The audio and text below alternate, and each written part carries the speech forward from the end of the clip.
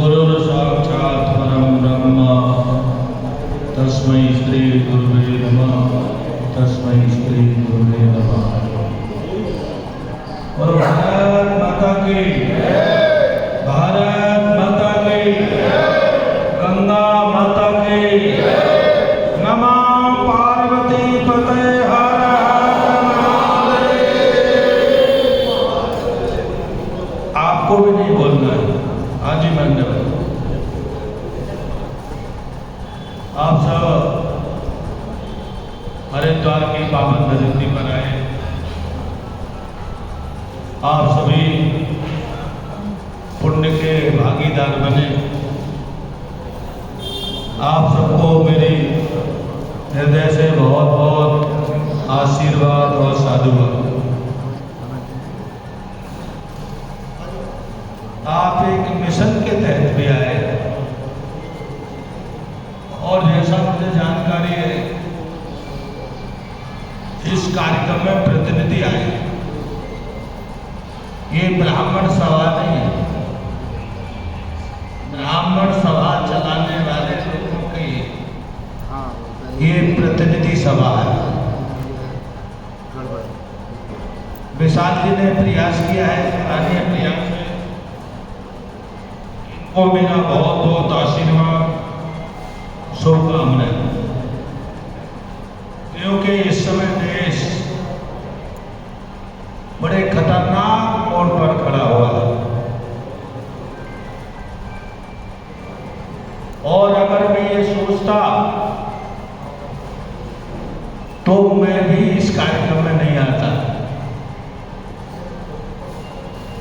आज चारों तरफ भय का वातावरण है। आज चारों तरफ निराशा का वातावरण है।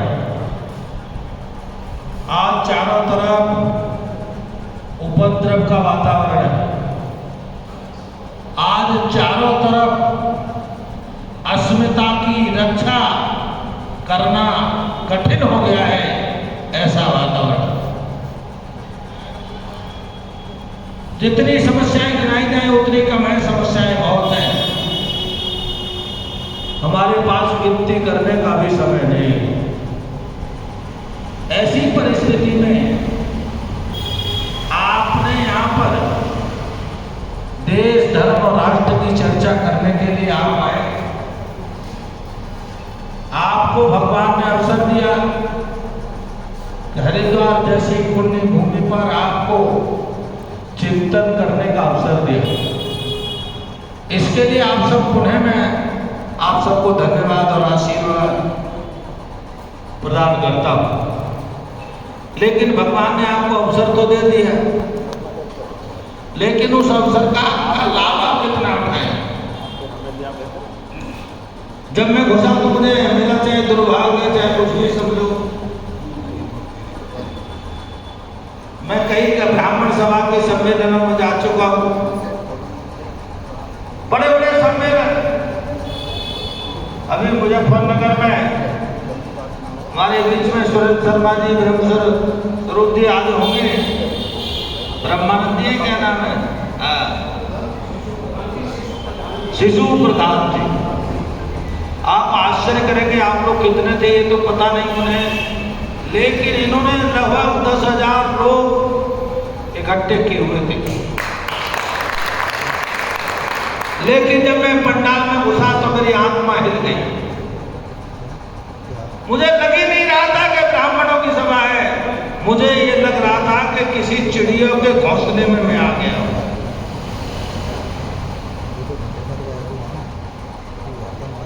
और आप तो आज प्रतिनिधि हैं, तब तो माफ थे कि सब शंकर की बारात थी। ऊले लूले लंगड़े आंधेरे आंखें वाले सब थे। लेकिन आज आपको नहीं कहा जा सकता कि शंकर जी की बारात है जिसमें सब लोग सब प्रकार के थे। आप लोग प्रतिनिधि सभा के लोग हैं। आपके पास मोबाइल भी रहने वाला है, आपका ही मोबाइल है। आप 10 मिनट बाद भी अगर मोबाइल देख लेंगे तो कोई दिक्कत नहीं आने वाली है। आप आप चर्चाएं अपनी व्यक्तिगत बात में भी कर लेंगे तो भी कोई दिक्कत नहीं है, लेकिन यहाँ के जो इस स्थान के जो मालिक होंगे, देख रेख कर रहे होंगे, आपने जरा सोचा कहीं उनको ये ना लगे कि हमने ब्राह्मण नहीं बुलाए थे। ये कहीं से कई प्रकार की चिड़िया इकट्ठी हो गई थी जो चहचहा रही थी अपनी मर्जी से। चिड़ियों के घोंसले में और आग में अंदर गया है। चिड़ियों को कब घोंसले में को चिल्लाना है उनको पता नहीं होता, लेकिन ब्राह्मण को पता होता है कब चिल्लाने की जरूरत है। यह ब्राह्मण की विशेषता है। और मैं आप मुझे माफ करना, आपने अगर आपकी भी अपनी विशेषता खो दी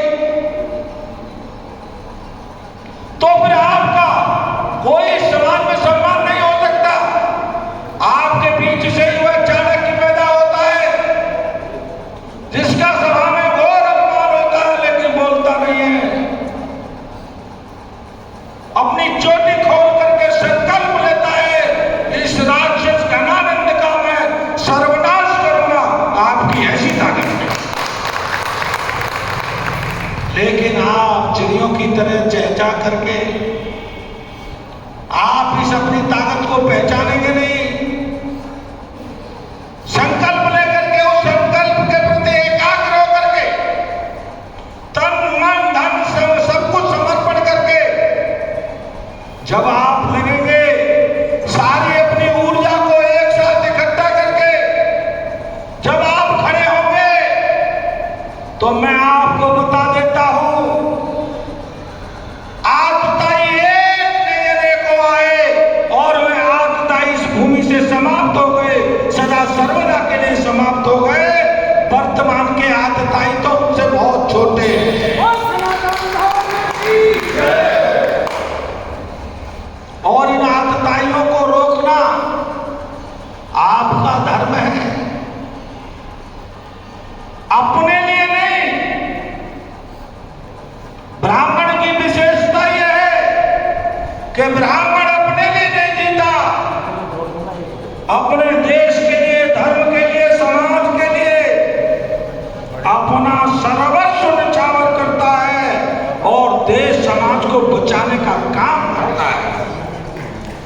तो मेरा आपसे नम्र निवेदन है, आप अपनी इस पहचान को बढ़ाएं।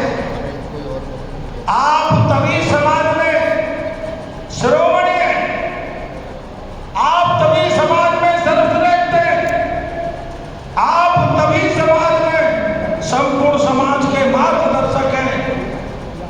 और आपकी जो मार्गदर्शक की भूमिका है आपको मिली है, भगवान ने आपको दी है, तो आपके हृदय में ये स्वाभिमान जगा रहना चाहिए। और उस स्वाभिमान के साथ अब आप काम करेंगे तो निश्चित आपको सफलता मिलेगी। कोई आपकी सफलता को रोक नहीं सकता। आप ये समझिए, हमेशा आतताइयों की भीड़ रही है, हमेशा दुराचारियों की भीड़ रही है, अत्याचारियों की भी भीड़ रही है। लेकिन सदमार्ग पर चलने वाले, धर्म की स्थापना करने वालों की भले ही संख्या कम होगी, लेकिन आतताइयों की भीड़ का सर्वनाश उन्होंने किया है, ये इतिहास बताता है। लेकिन ये सब होगा, सब काम कब? हमको बड़े धैर्यपूर्वक, बड़े चिंतन के साथ और बड़ी तपस्या की साधना करते हुए और मन में ये भाव रहे कि मुझे भगवान ने इस देश धर्म को बचाने का काम दिया है, तो ये भगवान का काम है। लेकिन ब्राह्मण होने के कारण से मुझे भगवान ने काम सौंपा है, तो ये काम निश्चित सफल होगा। आपको ये भावना धारण करनी होगी। और जब आप उस धारणा के साथ आप आगे बढ़ेंगे, मेरा ये कहने का मतलब ये है, देखो भाई, बिना अनुशासन के कोई बड़ा काम नहीं होता, बिना धैर्य के कोई बड़ा काम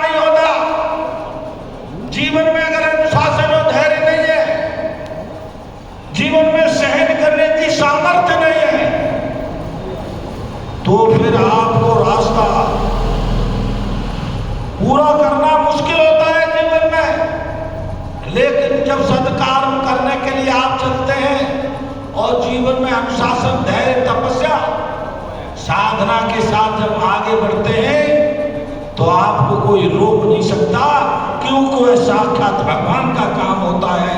और जब भगवान का काम करने के लिए हम निकलते हैं तो भगवान की सत्ता का जो हमको कृपा होती है वो सर्वप्रथम हम पर ही होती है। यह बात भाव मानकर अगर आप काम न करेंगे, थोड़ी बहुत आपको व्यक्तिगत कठिनाइयां छोड़नी पड़ेंगी। थोड़ी बहुत आपको लगती होंगी बड़ी नहीं है, थोड़ी सी है। और थोड़ी कठिनाइयों को आप ध्यान में न रखते हुए अपने सामने ध्यान में रखें कि कम से कम हमको हमारी पीढ़ियां, हमारी आने वाली पीढ़ियां हमको ये न कहे कि हमारे पूर्वज चुप बैठे रहे, पूरे देश में अत्याचार होता रहा, पूरे देश में आगताई सरकारें हमको रोकती रही, हमारे मान स्वाभिमान को पर हमला करती रही और हमारे पूर्वज चुप बैठे रहे। ये हम पर कलंक नहीं लगना चाहिए। इसीलिए आप सबने चिंतन बैठक आयोजित की है और आप इसमें थोड़े 2-4 घंटे की बात होगी, हो सकता है अब आने करने में देर हुई हो क्योंकि कोई कहीं से आया है, लेकिन अब ज्यादातर लोग आ गए। आप भाषण के चक्कर में बिल्कुल न पड़े। आप सब ब्राह्मण हैं, आपके सामने आपसे ज्यादा कौन बोल सकता है, लेकिन आज बोलने का समय नहीं है। आज चिंतन का समय है कि जो हमारे सामने समस्याएं हैं उन समस्याओं का हम समाधान कैसे कर सकते हैं। और दूसरा, हमको धैर्य रखना चाहिए। हमको कोई कहने वाला व्यक्ति गलत कह रहा है आपस में, अनुशासन का नियम है तो उसकी बात नहीं काटनी चाहिए, अपनी बात रखनी चाहिए। जब आपके मन में विचार है आप अपनी बात रखेंगे तो सीधे से चिंतन में 2 बातें बन जाएंगी। एक जो बात कह रहा है हो सकता है आपको ठीक बात न लगे, उसकी बात में भी कोई तथ्य होगा, और आप कह रहे हैं उसका आपकी बात में भी तथ्य होगा। और आपने इसी प्रकार से सबकी तथ्यों का ध्यान दिया और तथ्यों पर चिंतन करते हुए आपने कोई निर्णय लिया तो समाज आपकी तरफ देख रहा है। आज समाज नेतृत्वहीन घूम रहा है, समाज इंतजार कर रहा है कि हमारा कोई मार्गदर्शन करे, हमारा कोई नेतृत्व करे। ऐसा आप करेंगे, मेरी आपसे यही अपेक्षा है। आज हरिद्वार में कई सारे कार्यक्रम हैं और मुझे वहाँ थोड़ी देर को तो जाना ही पड़ेगा। इसके कारण से मैंने आपसे आग्रह किया। आपके अग्निहोत्री जी ने बड़ा साहस का काम किया है कि आगताइयों से लड़ने के लिए इन्होंने अपने तीर कमान उठाए हैं और सब जगह मिलते हैं। तो इनको भी आप मनोबल बढ़ाइए, इनको भी आशीर्वाद दीजिए, शुभकामनाएं दीजिए। जो समाज के लिए काम करने के लिए निकलता है उसका हम सबको मनोबल बढ़ाने का काम करना चाहिए। और विशाल जी ने काम किया, मैंने उन्हें जानता नहीं, मेरा जिनसे फोन से वार्ता हुई, इन्होंने इतना प्रयास किया है तो ये भी सराहनीय प्रयास है, क्योंकि एक एक व्यक्ति को बुला करके मूर्ति में पुरोना ज़्यादा कठिन होता है। तो इन्होंने जो प्रयास किया है इनको आप ऐसी सामर्थ्य दो ताकि इनका साहस बढ़े। इन्होंने कहा ना, अभी मुझे लग ही नहीं रहा है कि मैंने कोई एक ठीक काम किया, तो ये भूल नहीं होनी चाहिए। इनको लगना चाहिए कि हाँ इन्होंने बहुत अच्छा काम किया और आगे भी ये मनोबल के साथ काम करें। और आज हो सकता है 50 या 100 लोगों को, प्रतिनिधियों को बुलाया होगा। हमारे देश में तो हर जिले में ब्राह्मण महासभा है और हमें तो यहाँ तक अनुभव है एक एक जिले में कई ब्राह्मण महासभा है। कोई अंतरराष्ट्रीय है, कोई राष्ट्रीय है, कोई जिले की है।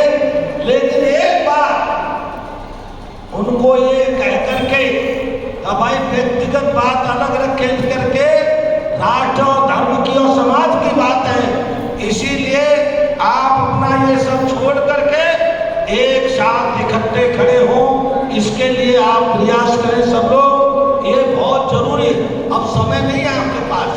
और एक बात बता दूं,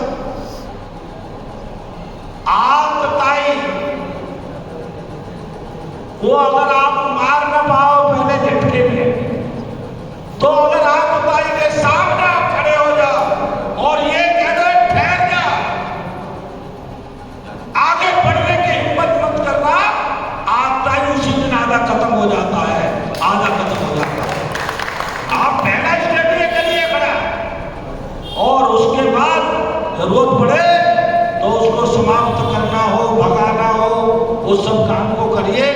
मेरा आपको बहुत बहुत आशीर्वाद है, शुभकामनाएं हैं। भगवान आपको शक्ति दे, सामर्थ्य दे, आपको आपके मिशन में आपको सफल करे, ऐसी मेरी शुभकामनाएं देकर के मैं आपसे जाने की अनुमति चाहूंगा। मुझे भी दूसरे कार्यक्रम